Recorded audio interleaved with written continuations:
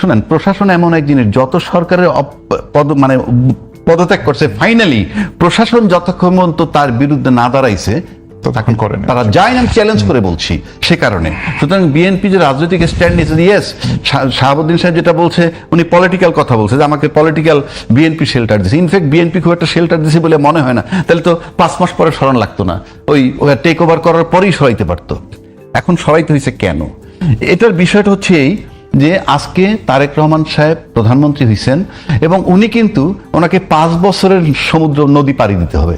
মানে আমি বলছি, এপার থেকে ওপার যদি 5 বছর মেয়াদ হয় তাহলে পুরাটা সময় তাকে পার করতে হবে। যখন উনি এসে দাঁড়াইছেন তখন তপ্ত পাটাতলের উপরে দাঁড়াইছেন। দাঁড়ানোর পরে উনি চিন্তা করছেন যে ওই যে আওয়ামী লীগ বলার একটা ইনফ্লুয়েন্স আছে, যে কারণে তাকে রাখতে হয়েছে। তো সময়ের ব্যবধানে হয়তো উনি দেখছেন যে না, যে রাষ্ট্রপতি যত অলংকারিকই হোক, যে তার সাথে আন্ডারস্ট্যান্ডিংটা হচ্ছিল না। কেন হচ্ছিল না তার লক্ষণটা বলি। ইউনূস সাহেব যেমন বিদেশ থেকে ঘুরে এসে সৌজন্য সাক্ষাৎ করতে হয় প্রধানমন্ত্রীর রাষ্ট্রপতির সাথে, উনি কিন্তু করেননি। আবার আমাদের আজকের প্রধানমন্ত্রী উনিও মালয়েশিয়া চায়না সফর করে এসে কিন্তু এই ফরমালিটি সৌজন্য সাক্ষাৎ করেননি। ইট ইমপ্লাইজ যে একটা গ্যাপ ওখানে আছে। এই গ্যাপটা মানে হচ্ছে যে আওয়ামী বলয়টার প্রতি তার অনীহা আছে, কিন্তু সেটা সে হয়তো প্রকাশ করতে পারেনি বা করেননি, সিচুয়েশন যাতে ডেটোরিয়েট না করে। যখন উনি মনে করছেন যে এখন করা যায়, তখন বোধহয় তাকে বলেছেন। কথাটা কেন বলছি, আপনি জানেন যে মোজাফফর সাহেব গ্রেপ্তার হয়েছেন, এই যে মেজর মোজাফফর, উনি কিন্তু জিয়াউর রহমান হত্যাকারীর একজন আসামি। পরের দিন চলে গেছেন। 96 সালে উনি দেশে আসছেন। 96 থেকে 2001 আওয়ামী লীগ ক্ষমতায় ছিল, তার কিছু হয় নাই। বলতে পারেন 2001 থেকে 6 পর্যন্ত বেগম খালেদা ক্ষমতায় ছিল, উনি ওই সময় ওটার ভিতরে হাত দিতে যান নাই। উনি হিসাব করছেন যে এটার ভিতরে একটা কেন্দ্র করে ডিভিশন হতে পারে বা সময় পাইলে করবেন। কিন্তু 2008 থেকে আবার 24 পর্যন্ত এই আওয়ামী লীগ ক্ষমতায় ছিল। তাহলে জিয়ার কিলার কিন্তু শেল্টার পাইছে দীর্ঘ সময় এখানে। সেক্ষেত্রে তার গ্রেফতারটা, তার কিন্তু অলরেডি মৃত্যুদণ্ড দেয়া আছে, সেটা এক্সিকিউট করলেই পারে। সেটা না করে যখন আবার একটা ইনভেস্টিগেশন করা হচ্ছে যে ষড়যন্ত্রকারী কারা, সেটা খুঁজতে গেলে অনেকেরই গাত্রদাহ হতে পারে। তো সেই হিসেবে যে গাত্রদাহ যাদের হতে পারে, তারা কিন্তু মনে মনে চায় এক্সিকিউট করে ফেলুক। এক্সিকিউট করে ফেললে জিনিসটা শেষ হয়ে গেল। এই কেন বলছি, এই সবগুলো একটা যোগসূত্র আমার কাছে আছে বলে মনে হয়। তো সে কারণে ওনাকে সরাই দেওয়া হইলো। এখন বলতে পারেন কাকে বানাইতে হবে। এখানে আমার প্রধানমন্ত্রীর প্রতি অ্যাডভাইস থাকবে, মানে I am concern about the prime minister, because তার ফাদারের সাথে আমার জীবনে 2 বার সাক্ষাৎ হয়েছে, তার মায়ের সাথে আমার জীবনে 1 বার দেখা হয়েছে ইফতার পার্টিতে। আমি তাদের প্রতি দুর্বলতা আমার আছে, শুধুমাত্র ওই খাতিরে তা নয়। জিয়াউর রহমান বলেন, বেগম খালেদা জিয়া বলেন, পেট্রিয়ট মনে হইতেছে যে বাংলাদেশের।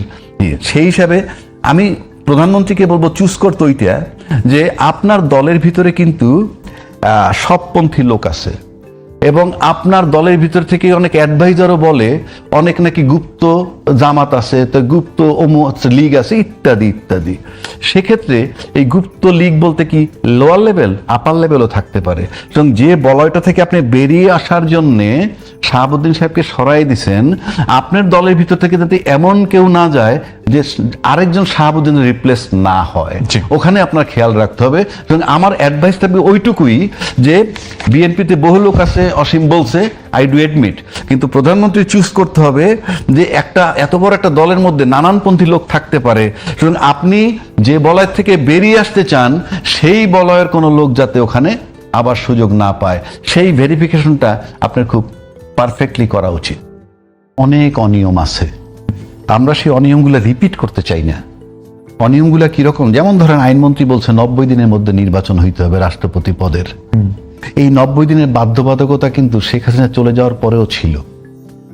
এটা কিন্তু 18 মাস পরে সবসময় ছিল, সবসময় 11 সময় ছিল, তাই না?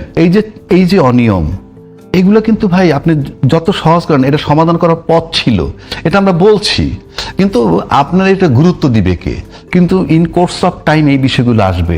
ওই যে 90 দিনের মধ্যে সংসদ নির্বাচন হয় নাই, আপনি লিখে রাখেন, প্রশ্নটা আজকে না আসুক, কিছুদিন পরে আসবে। এইবার আসেন যে রাষ্ট্রপতির কথাটা যেটা বললো, ঠিক আছে, কবর জিয়ারত করা কোনো কাজ নাই। পাশাপাশি আমি রাষ্ট্রপতির অপরাধ যদি ধরেন, বাংলাদেশের নজির আছে তো রাষ্ট্রপতির দণ্ড দেওয়া, এরশাদ সাহেব দণ্ড ভোগ করছে। আমাদের প্রাইম মিনিস্টার খালেদা জিয়া তিনি দণ্ডভোগ করছেন, ন্যায়ান্বয়ের কিন্তু আলোচনাটা আমরা করছি না, করছেন।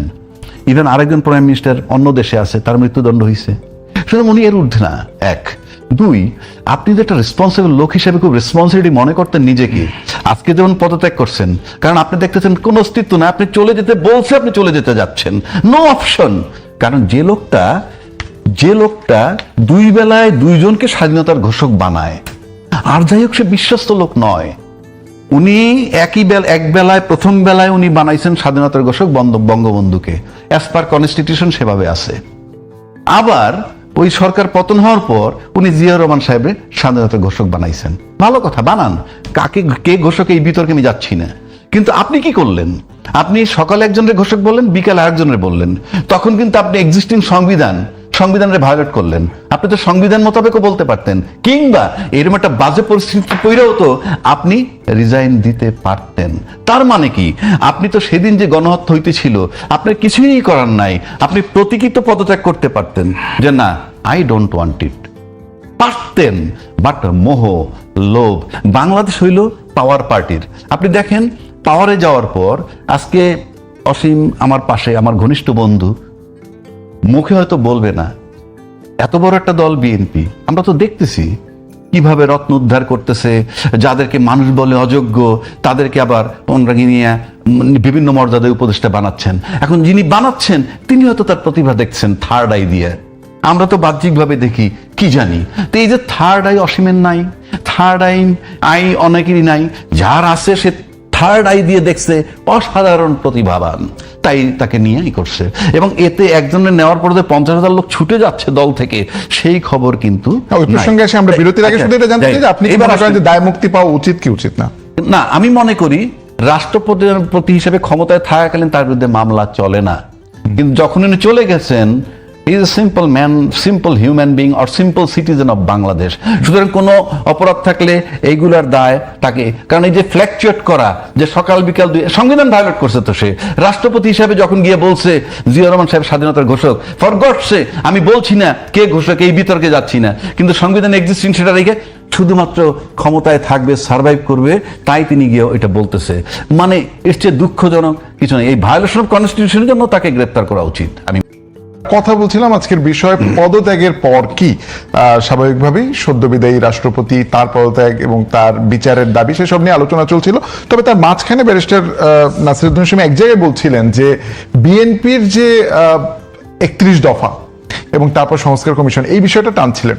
আজকেও 11 দলীয় জোটের সিলেটে মহাসমাবেশ হয়েছে এবং তারা আলটিমেটাম দিয়েছিল যে সিলেটের সমাবেশের আগে যদি গণভোট এবং সংবিধান সংস্কার কমিশন বা এই যে সংস্কার কমিশনের যে সেগুলো বাস্তবায়ন না হয়, তাহলে তারা আসলে ওই দিন বলেছিলেন যে বিরোধী দল যদি ব্যর্থ হয় সরকারকেও তারা ব্যর্থ করে দেবে। তো আপনার কি মনে হয় যে বিএনপির 31, আপনি বলছেন যেগুলো তো ধীরে ধীরে ইমপ্লিমেন্ট হবে, আপনার মনে হয় যে 11 দলীয় জোট যে দাবিটা করছে বা যে রাস্তায় যাচ্ছে সেটি আপনার কাছে খুব আর্লি মনে হয় কিনা? কারণ আপনি তো বলছেন যে আসলে বিএনপির হাতে সময় আছে, আসলে কি অবারিত সময় আছে বিএনপির হাতে? না, আমি অবারিত সময়ের কথা বলি না, তবে রিজনেবল একটা টাইমের কথা আছে। আবার যারা দাবি করছেন 11 দল, সেটাও মানে রিজনেবল না। কেন হয় না? দেখেন, জেস্টেশন পিরিয়ড বলে একটা কথা আছে, বিয়ে শাদী হবে 10 মাস 10 দিন, আর্লি প্রেগনেন্সি 7 মাস হতে পারে, একটা সময় থেকেই থাকে। মেডিকেল সায়েন্সে বলেন 17 বছরের জঞ্জাল, তাই না? আপনার যে সাংবিধানিক প্রতিষ্ঠানগুলোকে নষ্ট করা, ধ্বংস করা, রাষ্ট্রীয় অবকাঠামো বলেন, সুশাসন, আইনের শাসন, বিচার বিভাগ থেকে আরম্ভ করে সবকিছু, এক্সিকিউটিভের কথা বলেন, পুলিশ প্রশাসন করেন, সবকিছু দলীয়করণ করা। এমনকি পেশাজীবীদের সংগঠন, যে আমরা যে রাজনীতি করি আইনজীবী হিসেবে, সেখানেও মনে করেন বহু কিছু, সবকিছু, অনেকগুলো ঘটনা ঘটেছে। তো সেটা কি আপনি মনে করেন যে 17 বছরের স্তূপ আপনি কি 17 মাসে পারবেন? আমার মনে হয় না। 5 মাস যায়নি। আর বাংলাদেশ জাতীয়তাবাদী দল থেকে প্লাস আমাদের প্রধানমন্ত্রী, মাননীয় প্রধানমন্ত্রী, তিনি বলেছেন যে আমরা অক্ষরে অক্ষরে পালন করব। একটা কথা, টাইমটা আপনাকে দিতে হবে, টু আর্লি এটা আপনি বলাটা, দাবি করাটা। কারণ আপনাকে তো ফাইন্ড আউট করতে হবে আপনি কি যেন তেন ভাবে একটা কিছু করে দিতে পারেন, নিশ্চয়ই না। টেকসই একটা রাষ্ট্র গঠনের জন্য সমস্ত কিছুর সংস্কারটাও সেরকমই হতে হবে। যারা এই কথাটা বলছেন, আমি মনে করি না যে এটা আপনার যুক্তিযুক্ত কোনো বিষয়। সেজন্য আপনাকে সময় দিতে হবে। আইন সংস্কারের জন্য অনেক সময় ক্ষেপণ করার বিষয় আছে। আমাদের ক্রিমিনাল প্রসিডিউর কোডের কথা আমরা বলি, পেনাল কোডের কথা বলি, আমরা এখনো 1860 সাল, 1908 সাল ওই নাম এখনো মনে করেন যে আমরা রেখে দিয়েছি। একজন আইনজীবী হিসেবে আমি যদি বলি, অনেক আইন আছে, এভিডেন্স অ্যাক্ট কত 1872 নাকি এভিডেন্স অ্যাক্ট, সেই নামে এখনো শিরোনামেই কিন্তু আছে। আপনি পার্শ্ববর্তী দেশ ভারতে যান কিংবা পাকিস্তানে যান কিংবা শ্রীলঙ্কাতে যান, কমনওয়েলথভুক্ত যে সমস্ত দেশগুলো আছে তারা কিন্তু তাদের শিরোনাম চেঞ্জ করেছেন। আমার ব্রিটেনে কিছুদিন লেখাপড়া করার সুযোগ হয়েছিল, সেখানে দেখেছি প্রতি বছর বছর যখন নতুন নতুন পরিবেশ পরিস্থিতি তৈরি হয় তখন তারা সেটাকে কমব্যাট করার জন্য নতুন নতুন আইন করেন। এটাকে বলি আমরা প্রাকৃতিক অভিযোজনের কথা, যেটাতে টিকে থাকতে না পেরে ডাইনোসর এলিমিনেট হয়ে গেছে, তেলাপোকা কিন্তু এখনো রয়ে গেছে। আর এমনকি একটা বলছে ককরোচ পার্টি নামে একটা পার্টি হয়েছে ভারতে, সেখানেও খুব আন্দোলন চলছে। তো তাহলে একটা জিনিস সিম্বলিক অনেকগুলো বিষয় আছে যে আপনাকে একটা রিজনেবল টাইম দিতে হবে। কিন্তু বিশ্বাস আমি একটু ইন্টারাপ্ট করে এই জায়গায়, যে জামায়াত এবং এনসিপি বারবার যেটা বলে যে আসলে 5 মাস এই সময়ের মধ্যে বিএনপি সরকার হিসেবে এমন কোনো আশাবাদ মানুষকে দেখাতে পারেনি যেটি তাকে পূর্ববর্তী সরকারের থেকে আলাদা করে, এক্সেপ্ট প্রধানমন্ত্রীর ব্যক্তিগত ভূমিকা এবং তার কার্যক্রম ছাড়া। দেখেন, বলে না গ্রাম দেশে একটা কথা আছে, আগের হাল যেদিকে পিছের হাল সেদিকে। প্রধানমন্ত্রী যেই মেসেজটা দিয়েছেন সবকিছু কিন্তু তার ওই এমপিরা বলেন, তার মন্ত্রীরা বলেন, সে সচিবরা বলেন, চাপরাশি বলেন, পিয়ন বলেন, দারোয়ান বলেন, সবাই কিন্তু তাই কিন্তু ফলো করছেন। আপনাকে একটা এক্সাম্পল হিসেবে জাতির সামনে তৈরি করতে হবে, অবস্থান নির্দেশনা দিয়ে প্রতিষ্ঠিত করতে হবে।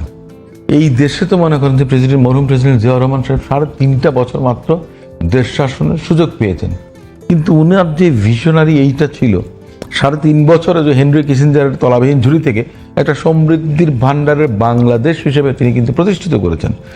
ওনার যে মূল মন্ত্রগুলো ছিল তার উপরে কিন্তু বাংলাদেশের ফাউন্ডেশন। সে আরএমজির কথা বলেন, বিদেশে লোক পাঠানোর কথা বলেন, এমপ্লয়মেন্ট অপরচুনিটির কথা বলেন, ফরেন রেমিটেন্সের কথা বলেন, বিদেশে কাপড় রফতানির কথা বলেন, সমস্ত কিছু মিলিয়ে ধান গবেষণা ইনস্টিটিউট, যেটা যে 1 ফসলা জমিতে 3 ফসলা জমি করা, খাদ্যে স্বয়ংসম্পূর্ণতা অর্জন করা, বিদেশে আপনার খাদ্য রফতানি করা, একটা মানুষ 3.5 বছরের মধ্যে করেছেন।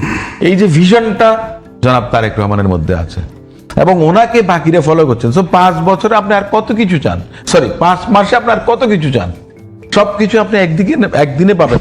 আমি মনে করি যে এটা খুব বেশি একজন মানুষের প্রতি এই চাওয়া পাওয়াটা অনেক বেশি আপনার জুলুম। আমি মনে করি ওনারা তো বলেন আবহাওয়া রাজ্যকে আপনি নিশ্চয়ই মানে আশাবাদী মানুষ, তো আপনি নিশ্চয়ই মানে এই আশাবাদ তো নিশ্চয়ই রাখতে পারেন যে 5 মাসের যেই না চিহ্নগুলো দেখা না যাচ্ছে না তাতে- সেটা ঠিক আছে। উনি যেটা বলছেন যে 5 বছর 17 বছরের স্তূপ, 17 বছরের জঞ্জাল, এটা তো 5 মাসে রিমুভ করা খুব ডিফিকাল্ট। কিন্তু প্রশ্ন এখানে নয়, প্রশ্ন হচ্ছে যখন ইউনূস সাহেব টেক ওভার করছিলেন তখন কিন্তু এই বিবেচনাটা ওনারা করেন নাই। প্রায় 200-250 আন্দোলন হয়েছে। না না আমি সিনসিয়ারলি বলতেছি, আমি উনি আছেন বলে বলছি, তখন 200-250 আন্দোলন হয়েছে। একটা বার কোনো রাজনৈতিক দলের নেতারা বিবৃতি দেননি যে উনি তো নির্বাচন দিয়ে চলে যাবে, তোমরা কেন ভাই এই আন্দোলনগুলো করছো, আমরা নির্বাচিত যেই হয়ে আসি আমরা দেখব, কেউ বলেননি। এবং এই বলাটা উচিত ছিল। এক হইলে লাভ হইতো কি বিএনপির? আমি আপনাকে বলছি, আমার কাছে মনে হয় লন্ডনে তারেক রহমান সাহেব তখন প্রধানমন্ত্রী ছিলেন না, তাই বলছি, একটা বৈঠক ইউনূস সাহেবের হয়েছে। ইউনূস সাহেব কিন্তু লন্ডনে গেছেনই একটা অজুহাত তৈরি করে তার মানে আজকের প্রধানমন্ত্রীর দেখা করতে। এবং আমার ধারণা কি কথা হয়েছে তা আমাকে বলে নাই। আমার যদিও এই প্রধানমন্ত্রী হওয়ার পর তারেক রহমান সাহেবের সাথে একবার দেখা হয়েছে সৌভাগ্যক্রমে, তো আমি ওনাকে কার্ড দিতে চাইলে উনি আমাকে রিকগনাইজ করছে যে আমি আপনাকে চিনি। তো এটা আমার কাছে খুব ভালো লাগছে। কেন বলছি যে হয়তো ইউনূস সাহেবের উপরে একটা সার্টেন টাইম পর্যন্ত ভর করতে উনি চেয়েছিলেন। কারণ আমি যতটুকু জানি আমাদের প্রয়াত প্রধানমন্ত্রী খালেদা জিয়া উনি কিন্তু বলছিলেন কিছু কথা, এই যে ইউনূস সাহেবের মানে সহযোগিতা করার কথা কিছু উনি বলে গেছিলেন। হয়তো তারেক রহমান সাহেব করতে পারেননি বা আশ্বস্ত করছিলেন, তাতে কি লাভ হইতো কি? দেখেন, অনেকগুলো অধ্যাদেশ রাষ্ট্রপতি শাহাবুদ্দিন করছেন। আপনি জিনিসগুলো চিন্তা করে দেখেন, অধ্যাদেশগুলো শাহাবুদ্দিন করছেন, ইউনূস সাহেব ক্ষমতায় ছিলেন, দলের এক্সিকিউটিভ পাওয়ার দিয়ে কার্যক্রম নিষিদ্ধ করছে। এই সবগুলারে কিন্তু অ্যাপ্রুভাল দিয়ে ইউনূস সাহেবের মাথায় লবণ রাইখা বড়ইটা বিএনপি খেতে পারে। এবং হয়তো সেটা চেয়েছিলেন ব্যক্তিগতভাবে, আমি জানি না, অনুমান তারেক রহমান সাহেব হয়তো চেয়েছিলেন। কিন্তু lion part of this party was in Dhaka, he was in London. তখন কিন্তু London BNP, London Dhaka BNP ছিল। ঢাকা বিএনপির লোকেরা এই আজকে পররাষ্ট্রমন্ত্রী আউট করতে চাইছে, অনেকেরই গেট আউট করতে চাইছে, কিন্তু ফাইনালি তারেক রহমান সাহেব চুজ করছেন। আমি বারবার এই কথাটা বলি, আজকে পর্যন্ত he has chosen a right person as foreign minister. তো কেন বললাম, এই যে লবণ রাইখে খাইতে পারতেন, কিন্তু না, দল তো একটা আছে, দলের সিংহভাগ নেতা মানে মাঠকর্মী না, লায়ন পার্টি এখানে বলেন স্থায়ী কমিটির সদস্য, তাদের চাপে হয়তো ক্ষমতায় যাব। এই ক্ষমতায় যাওয়া, ওই সময় ক্ষমতায় যাওয়া মানেই কিন্তু আওয়ামী বলয়ের ভিতরে প্রবেশ করা। কিন্তু যদি একটু সুযোগটা দিতেন তাহলে অনেক কাছে, এবং আজকে কিন্তু সে সুবিধা খুব কমফোর্টেবলি নিতে পারতেন, বলতে পারতেন এগুলো আমরা করিনি। কিন্তু আপনি যে গুমদ্দাদের বাদ করলেন, আপনি আওয়ামী বলয়তে চললেন, আপনি বিচার বিভাগ পৃথকীকরণ সেটাকে বাদ দিলেন, আপনি আওয়ামী বলয় ঢুকে গেলেন। অর্থাৎ তারেক রহমান সাহেব কি করতে চাইছেন সেটা আমি জানি না, কিন্তু উনি এই বলয়তে থাকতে চান নাই, তাই শাহাবুদ্দিনকে এখন সরাই দিচ্ছেন। এখন কেন বলছি কথাটা, বাংলাদেশে এই মুহূর্তে পার্লামেন্ট নিয়ে ওই যে 11 দল যতই আন্দোলন করুক, এগুলা কিছু হবে না। ইন্টারনালি সরকারের কোনো প্রবলেম হবে না। সরকারের প্রবলেম হবে দুই জায়গায়। একটা হলো আপনার অর্থনৈতিক প্রবলেম। আপনি যে দেশটা এখন চলতেছে, আপনি লক্ষ্য করে দেখবেন, আপনি কি জানেন আপনার একটা রেগুলার ইনকাম আছে, ব্যারিস্টার অসীমের আছে, অবশ্য বড় উকিল বড় টাকা একটা টাকা পাইলে, মনে করেন একটা মামলার টাকা পাইলে 6 মাস চলতে পারে, ওটার কথা ভিন্ন। কিন্তু আপনি গড়পড়তায় মানুষ কিন্তু দিন আনে দিন খায়। কিরকম? রাষ্ট্রটা ওইভাবে চলে। সেটা কি, কোম্পানিতে মাল বেরোয়, ভ্যাট পান, বিভিন্নভাবে ভ্যাট ট্যাক্স রেগুলার একটা আসে, সেইটা দিয়ে রুটিন দেশটা চলতেছে। কিন্তু দেশটাকে চালাইতে হইলে যে ঘাটতি বাজেটটা সবার বড় বাল্ক অনুদান আসতে হবে ইত্যাদি, সেগুলোর সম্ভাবনা খুবই কম। এই কারণে externally still he is floating. কেন ফ্লোটিং আমি বলি, বাংলাদেশে সবসময় গভর্নমেন্ট ছিল পাপেট গভর্নমেন্ট।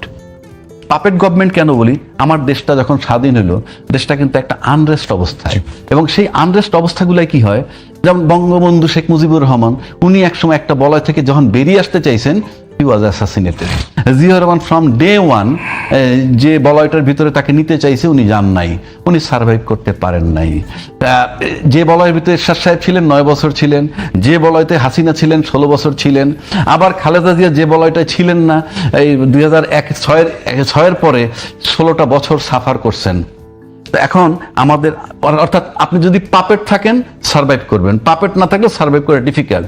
সেই হিসাবে আমাদের আজকে পর্যন্ত জনাব তারেক রহমান সাহেব আমাদের প্রধানমন্ত্রীকে এখন পর্যন্ত আমার পাপেট মনে হয় না। তা পাপেট যদি মনে না হয়, তাহলে স্রোতের উল্টা দিকে চলতে গেলে তার সামনে অনেক সতর্কতার সাথে স্টেপ নিতে হবে। পাশাপাশি 31 দফার কথা ওনারা যেটা বলছে, সেই 31 দফা নিয়ে আজকে পর্যন্ত কোনো স্টেপ নেন নাই। ওনারা বলছিলেন যে সংবিধান সংস্কার কমিটি না বানায় সংশোধন কমিটি বানাবেন, তো যে সমস্ত অধ্যাদেশগুলো পাস পাস করাবেন, পোক্ত কইরা আনবেন। 5 মাস পার হওয়ার পর যখন আনেন নাই, আমার কাছে মনে হয় না ওইগুলো আসবে। আসলে ভালো কথা, কিন্তু এটা রাষ্ট্রের জন্য খুব জরুরি। আপনার শূন্যস্থান পূরণ করতে হবে।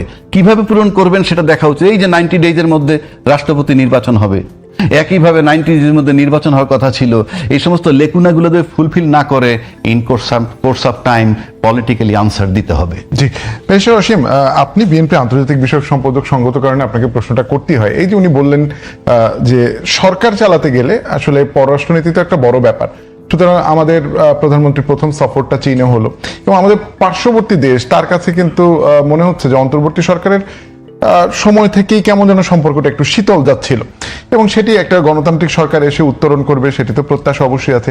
সেখানে একটা আন্দোলন চলছে, তার পাশাপাশি সেই আন্দোলনকে ঘিরে তারাও বলছে যে এটি আসলে ডিপ স্টেটের ব্যাপার। বাংলাদেশে যখন ফ্যাসিস্ট রেজিমের পতন হলো, তখনও এটা ডিপ স্টেটের একটা কথাবার্তা আসছিল। সব মিলিয়ে আপনার কি মনে হয় যে এই সরকারের যে পথ চলা, বিশেষ করে আন্তর্জাতিক অঙ্গনে, সেটি এখন পর্যন্ত নিষ্কণ্টক কিনা? না, দেখ, কোনো কালে আপনার কোনো কিছু নিষ্কণ্টক থাকে না। একটা শিশু যখন ভূমিষ্ঠ হয়, তখন তার বিভিন্ন রোগ প্রতিরোধ ক্ষমতা তার মধ্যে জন্মায় না। হ্যাঁ, তাকে হামের টিকা দিতে হয়, বসন্তের টিকা দিতে হয়, চিকেন পক্সের টিকা দিতে হয়, অনেক কিছু আছে না। তো 5 মাস তো এই সরকারের সময় হয়েছে। এখন আপনি প্রথম মনে করেন যে ইন্ডিয়াও যেতে পারতেন, চায়নাও যেতে পারতেন।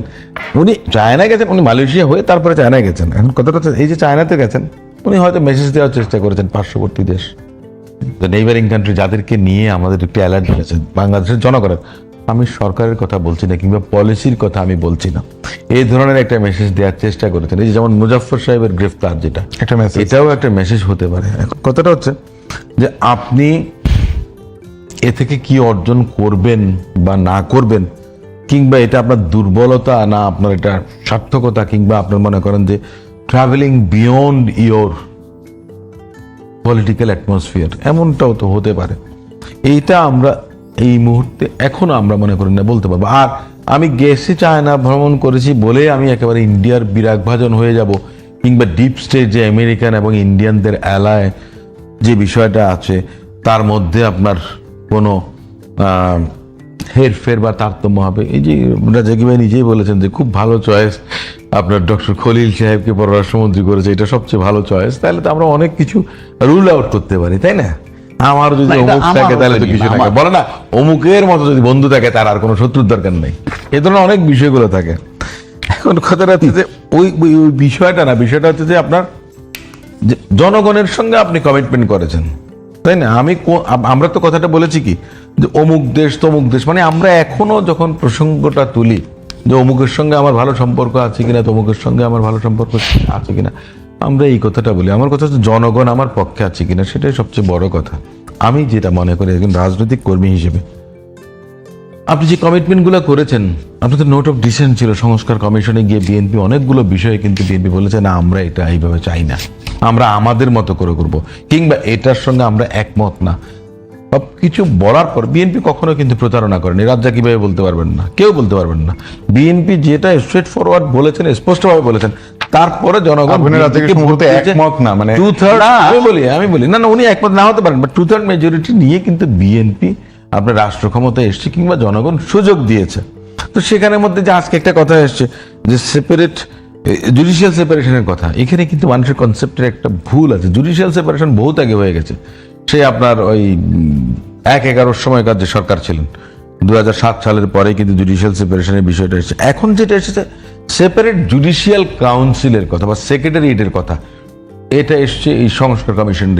বিএনপিও কিন্তু এই কথাটা বলেছিল, এবং পার্লামেন্টে আমাদের আইনমন্ত্রী মহোদয় তিনি বলেছেন, স্পষ্ট করেছেন যে এখানে অনেক বিষয় নিয়ে আরো আলাপ আলোচনার বিষয়।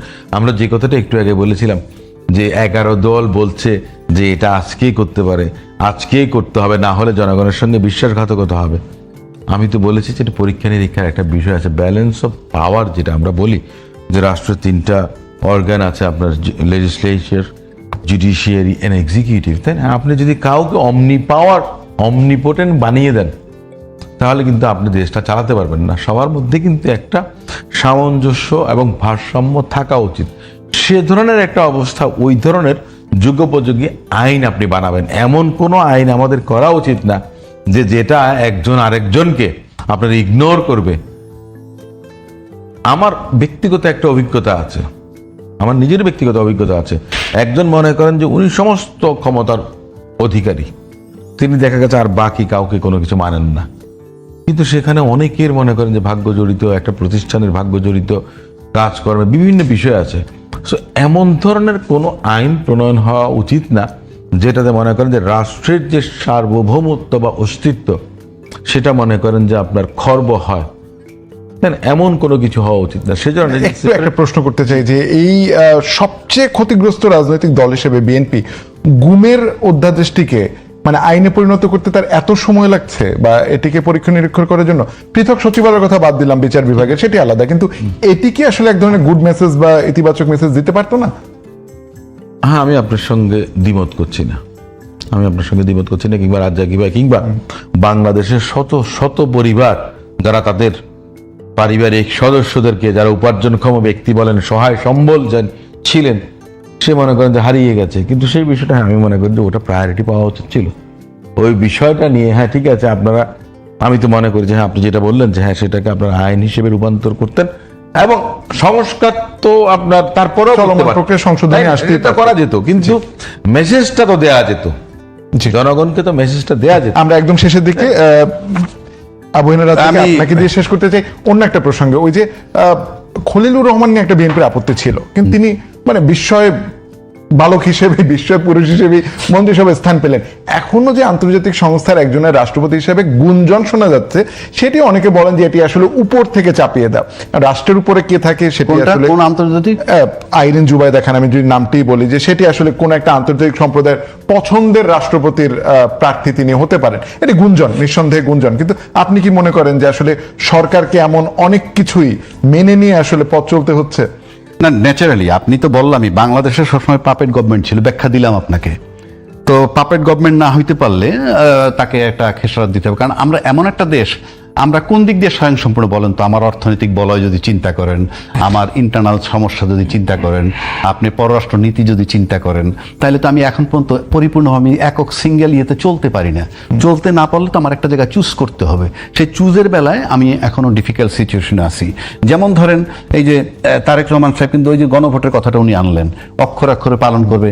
গণভোট কিন্তু একটা প্রতিশ্রুতি ছিল, তারেক রহমান সাহেব নিজে বলছে, কিন্তু ফাইনালি উনি হয়তো পারেননি, এই যে গণভোট বাস্তবায়ন করতে পারেন না। এই গণভোটের আলোকে আমি জানি ইন্টারনাল অনেক প্রবলেম তার থাকতে পারে, দলীয় চাপ, নানান বিষয় থাকতে পারে, কিন্তু আমার কাছে মনে হয় পরক্ষণে এটা যেহেতু জনগণের ডিজায়ার ছিল, জনগণ 70% ভোট দিছে, ভাই যে বললো জনপ্রিয়তা, আমার কাছে একটা সার্টেন জায়গায় মনে হয় যে মানুষ এটা চিন্তা করে না।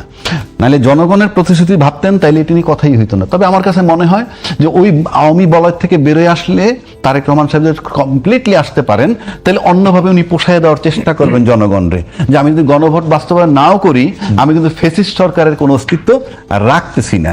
আর একটা কথা হলো যে বললো আইন বানানো, আইন বানানো খুব সহজ কথা, পলকে পলকে আইন হয়। আইন প্রয়োগ একটা ফ্যাক্টর। যেমন এনআই অ্যাক্ট আপনারা জানেন সবাই, নেগোশিয়েবল ইনস্ট্রুমেন্ট একটা মামলা হয়, কিন্তু বড় বড় মাল্টিন্যাশনাল যারা বড় বড় আমাদের কি বলে এটা কর্পোরেট, তাদের বিরুদ্ধে একটা মামলা হইলেও জেল হয় না। আর একটা জিনিস লাস্টলি বলি, এই যে গুমের কথাটা আপনি বললেন, সে একমত হয়েছে যে পাশ করা উচিত ছিল। আজকে আমি নিশ্চিত করে বলতে পারি আজকের প্রধানমন্ত্রীর গুম করার কোনো মানসিকতা নাই, বা বিনা বিচারে হত্যা করার মানসিকতা তার নাই। আমার ধারণা বলছি, যেহেতু সে যে বাবা মায়ের সন্তান সেই দৃষ্টিকোণ থেকে। কিন্তু যদি তাকে ব্ল্যাকমেইল করার জন্য অতি উৎসাহী হইয়া কেউ গুম করে, কারণ গুম কমিশন অধ্যাদেশটা বাতিল হয়েছে, কাজে গুম আলটিমেটলি ব্লেমটা কিন্তু প্রধানমন্ত্রীর ঘাড়ে যাবে। সুতরাং এইসব বিষয়ে মারাত্মকভাবে ওনার সতর্ক থাকা উচিত।